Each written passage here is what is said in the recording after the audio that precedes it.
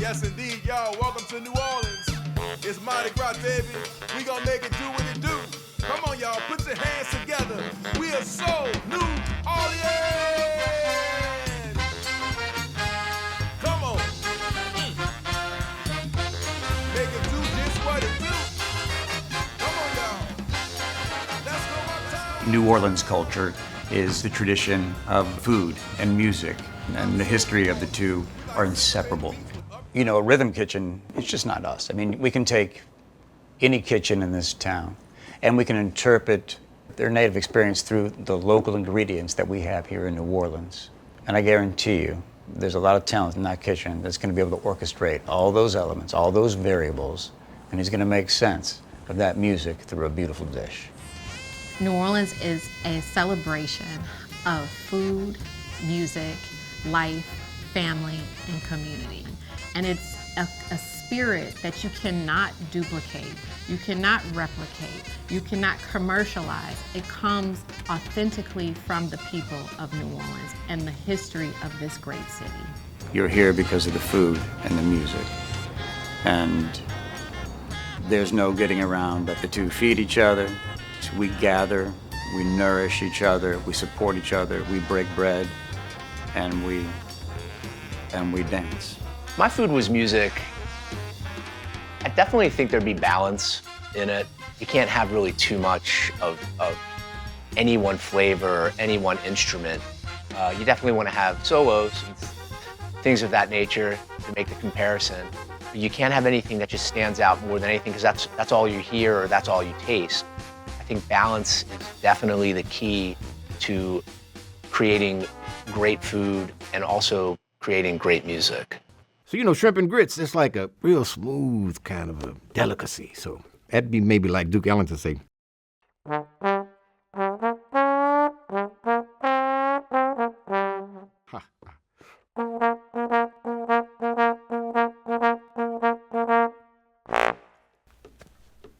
Shrimp and grits.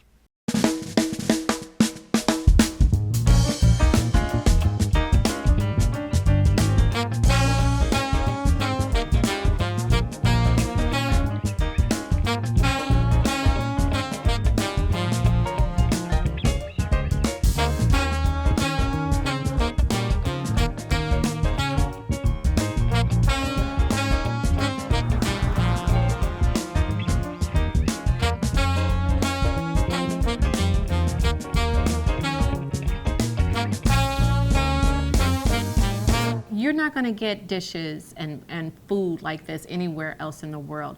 Highly flavored, highly seasoned, bounty of the bayou.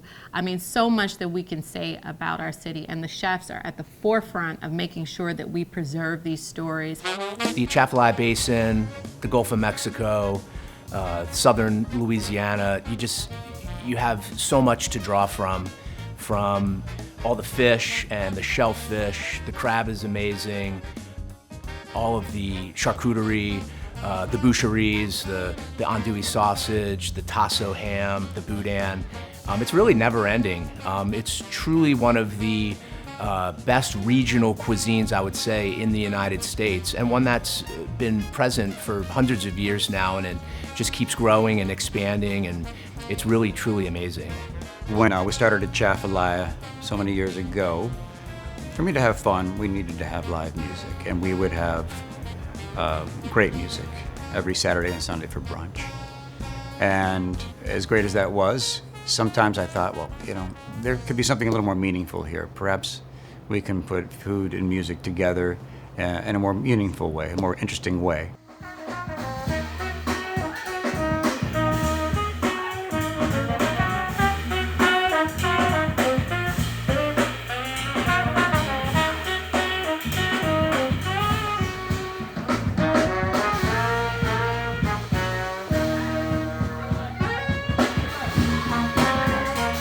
Rhythm Kitchen really hits home. In the kitchen, there's a definite cadence, if you will. There's a rhythm, there's a beat. 20, please. There is a lot of noise, but also silence at the same time. Everybody's working together like you would be in a band. kind of with the same goal, to make beautiful music or to create beautiful food.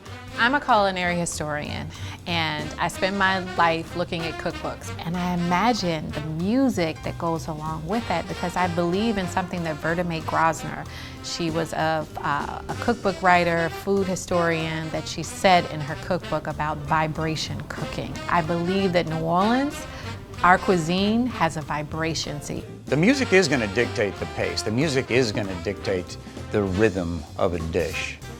It's going to be very hard to hear something brash, so upbeat, so chaotic, and then try to put together some harmonious, beautiful plate of easily enjoyed, shareable food.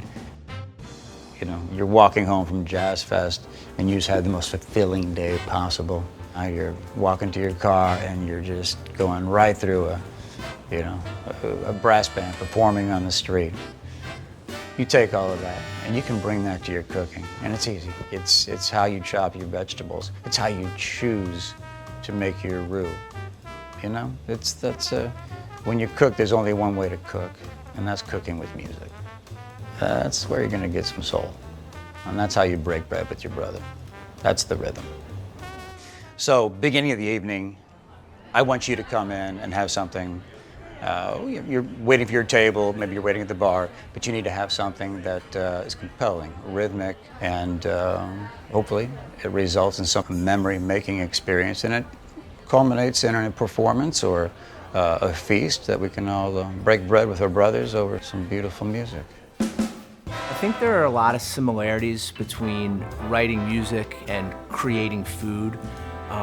Certain ingredients, I think sometimes they're very basic and they speak for themselves, and you just let them shine. I would think sometimes with other things, it needs more help, maybe like more harmony, so you can add more ingredients to it. I think it kind of can work both ways. And it's fun sometimes when you're just being creative and you just run with it and things work well together. And I would imagine, you know, at a show, it's the leader of the band. I'd say I generally look at our gigs, our performances and concerts, similar to how a chef looks at a 10-course meal. So we don't want it to just be one particular thing. So we want to give you that flavor of the brass band and maybe the sounds in the street. We want to give you something that's blues-based. We want to play something like Charlie Parker in the bebop sound, something like Louis Armstrong in the traditional New Orleans sound. We want to give you some of that Duke Ellington in the swing, something that's going to kind of ruffle your feathers like Thelonious Monk or Ornette Coleman. And then we want to play our own music, something with a funky groove. And by the end of the night, we say, we cooked up a great meal.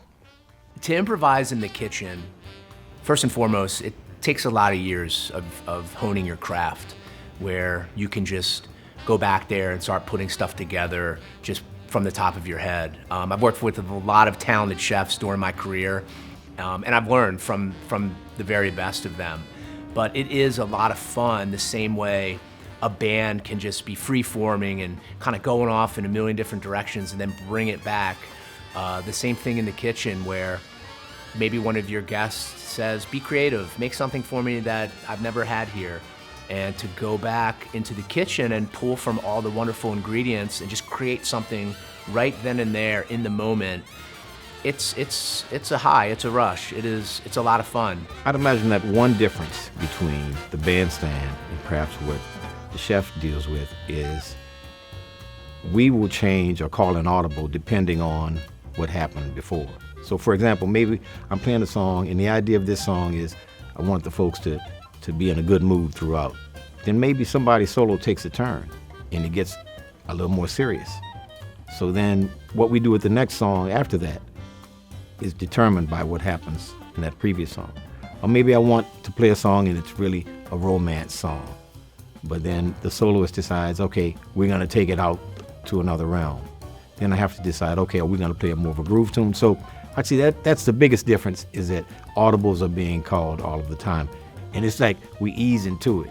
And it's actually kind of a thing I got from Wynton. He did a tune and he said it's like the caravan coming in from the distance. So that's how we start real easy and then it just builds and it builds and it builds. So there's a fair amount of anticipation. You know, it's just like you've been waiting for that dessert the whole meal. Like a lot of times you just go for the dessert, and then once it comes out, you just want to sit back, relax, and enjoy yourself. We like to finish the set with Lil Liza Jane because it not only involves the audience, but it's only collective improvisation. So one person doesn't solo on the song. And we start off at a nice little easy groove. Boom, boom, boom, ba-doo-doo-doo, boom, boom, boom. And it's like a bolero. It's coming at you from a distance, real soft and easy.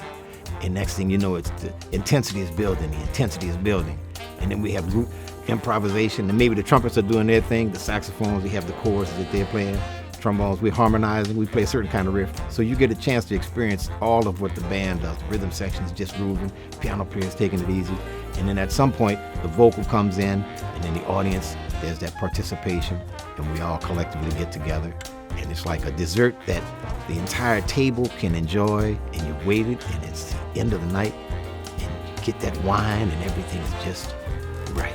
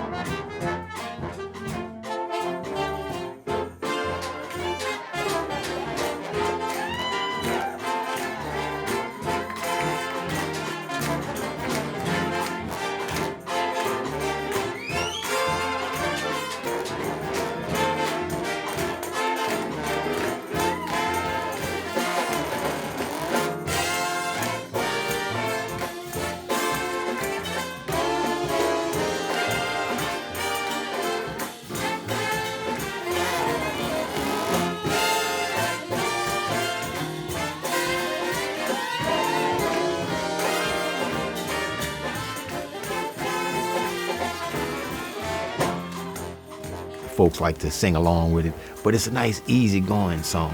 Some folks, when you end the set, it's really high energy, but a lot of times we like to just set that groove up, so we come in really boom, boom, boom. And then once the vocals come in, it gets the folks involved, and he's telling them, you got to have a smile on your face, and we want you to got to move your wrist a certain kind of way. So that to me is like a really great dessert that takes time to prepare, and once you get it, it caps off the meal just right. How y'all feeling out there, y'all? Come sing along with me, y'all. Let's sing. Whoa, little Liza. Whoa, little Liza, little Liza Jane. Say, whoa, little Liza. In the morning, yo, oh, little Liza Jane. Say, hey, to make a holler, make a who night. Come Mardi Gras morning, get the hell out the way. I said, look at the man on the big white horse. I don't know his name, but they call him Boss. In the morning, y'all, oh, little Liza Jane. In the morning, oh, little Liza. In the afternoon, oh, little Liza. Just before supper, little Liza. Make some noise, y'all. That's our way to have fun, to have a meaningful relationship between food and music.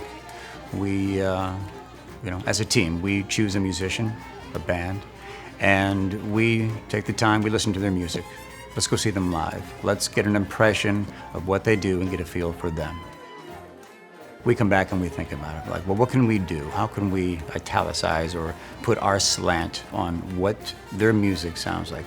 In essence, we ask ourselves the question, if their music was food, how would that taste? So we take the time and we make some decisions. What's available? What ingredients are seasonal? What can we do? The dish that we're going to prepare, I think, is a very classic New Orleans dish, and you have this beautiful fish from the Gulf of Mexico. That is definitely the focal point on the plate, and cooking it properly with the skin getting nice and crisp and lightly seasoned It works so well with all the other elements. You have the crispiness of the potato, and they're hot right out of the fryer, seasoned with salt and pepper. You have the nice delicate saute of the baby spinach with maybe just a little bit of lemon, a little bit of shallot. We're gonna put some jumbo lump crab right on top of this fish, which is just adding more just wonderful flavors to a great piece of fish. And then the nice citrus in the beurre blanc just ties everything together. Every bite, you could eat it separate, or the way I do, I eat it all together. It's just really wonderful, and it works so well.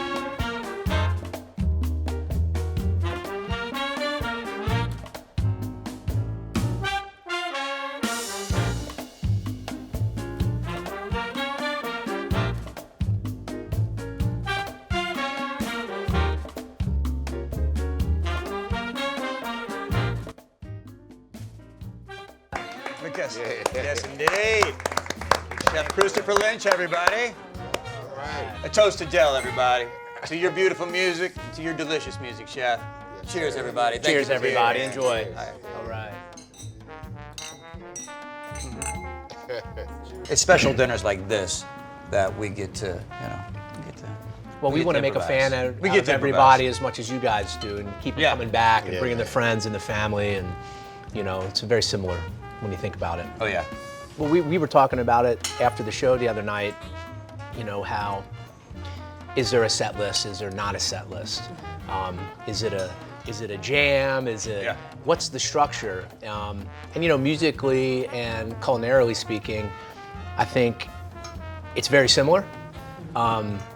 You want to give them what they want, but you got to surprise them too, especially if it's multi-courses, just like many songs.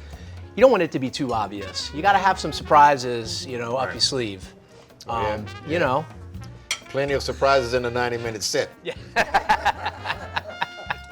When I was really young, I used to hang out with my great aunt, Aunt Marguerite, and she used to get the crabs, and she would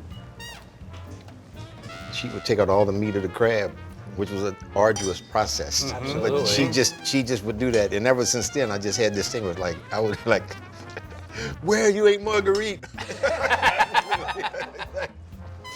So yeah, that was one of my, the great memories of my Memory, youth. yeah. Was her doing that, and it's at the time I didn't understand, but as I got older, I was like, oh my goodness. So that's the thing about New Orleans, everybody's grooving. Yeah. Whatever they're doing, it could be something sophisticated, something real simple. It could be in the street. They got the groove, and that's what it is. Well, that's just like, the food scene here, too. It's not just our good restaurants, our restaurants that are really, reaching, really ambitious. You see that same kind of love at the mom and pop po' boy shop, right? My roots are in Mississippi. And it's something how Mississippi and Louisiana shares the Magnolia as well as the Mississippi River, but it's the food and the music that always bring us together, the art, because this was art, right? And we don't think about it that way sometimes.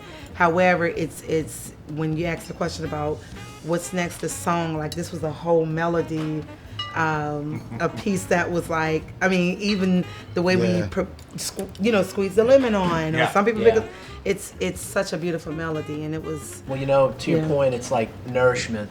It's an honor to cook for people as you're consuming this into your body. Yeah. But music is nourishment for your soul. Absolutely. And I think to trust people, or people to trust you to give that to them, is very special. Yeah. And we don't take it for granted. Just to talk to my staff, my sous chefs, and see where their inspiration is. What do you feel like doing? I got this, beautiful piece of fish or beautiful piece of meat. What are you thinking? And to collaborate, to give them, their voice. It matters to me. It makes my life easier, and sometimes it makes the dish better. Because I might be thinking one thing, and they're adding something completely different. It's like, wow, you're never too old to learn. We're learning every day. And I try to surround myself with people that are going to push me as much as I'm going to push them. Oh, yeah. And it just makes it fun. We do the same thing on the bandstand. In the middle of the set, I'll be like, all right, blues are rhythm changes. And they'll say, blues. So I'm like, all right, rhythm changes. And then it's like, man, how did y'all fall for that? We create this beautiful, harmonious piece of music that is either on paper, on a plate, or we wear it. Yeah. At the end of the day, you can say that collaboratively we have created something that the world will remember. Yeah. Seeing you guys play is inspirational, and you know, that gets us going, you know. Just masters of their craft, and you know, we got to get back and we got to do what we do, and you know, do it the best we can, yeah, and keep them coming, you know. So like we all have different stories about how we came into knowing and playing with Del Vio. So like, what's the story behind how you guys connected?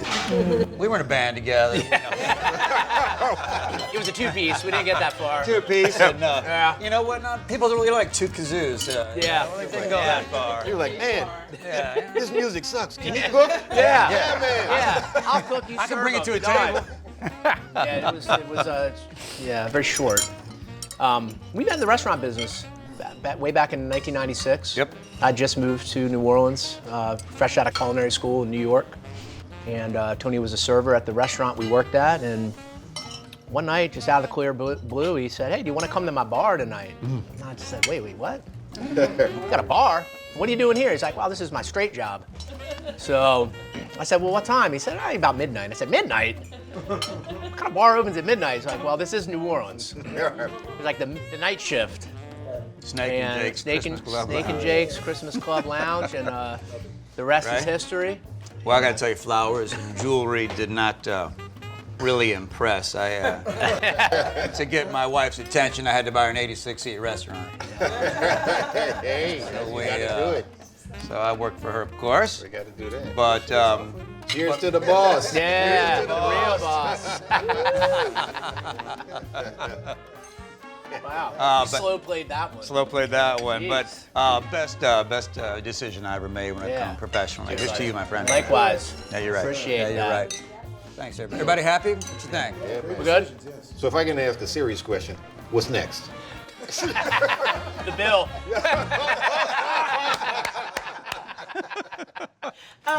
Jambalaya, I gotta go feed my soul. You go.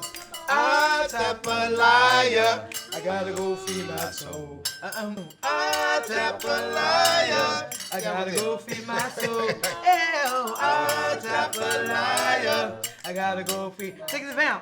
I feed my soul. Feed my soul. I feed my soul. feed my soul, I feed my soul. feed my soul. I feed my soul. Feed my last time. Hey, I said, Jambalaya, I gotta go feed my soul. Just water.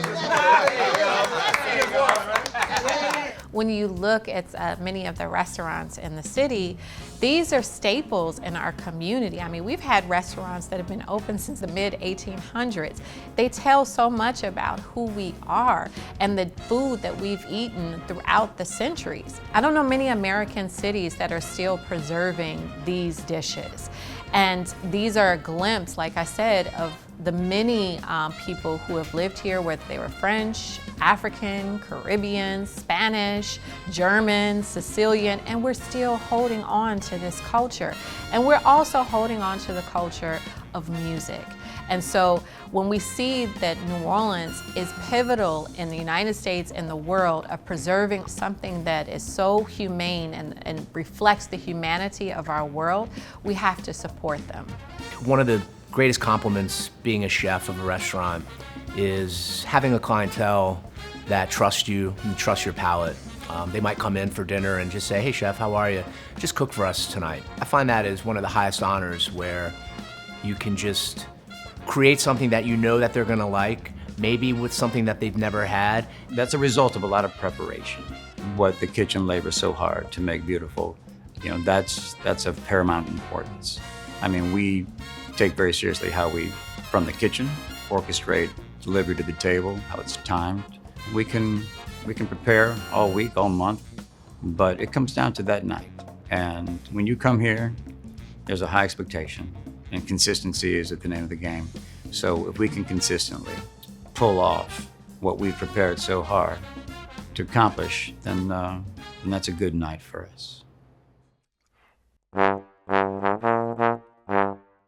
Bling. Bling.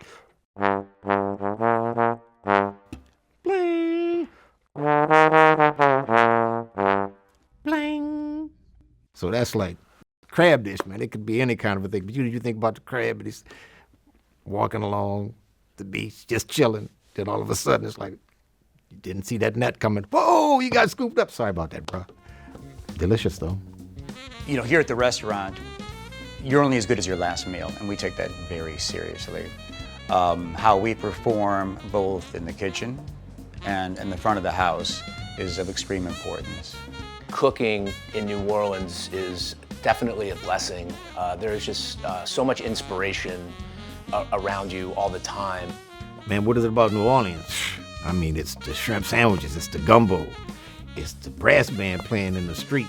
I like to create a house where it's satisfying for you, it's rewarding for you. To me, there is redemption in service, and we take service very seriously. We like to play music. We obviously play music here in the restaurant during our shifts, but I definitely can get a feel for a night based upon what we're playing in the kitchen. And you can really see the cooks kind of in unison, just kind of rocking with it and being very focused and producing and having fun at the same time. My food was music. How would it sound? Rhythmic, compelling, engaging, satisfying, memorable.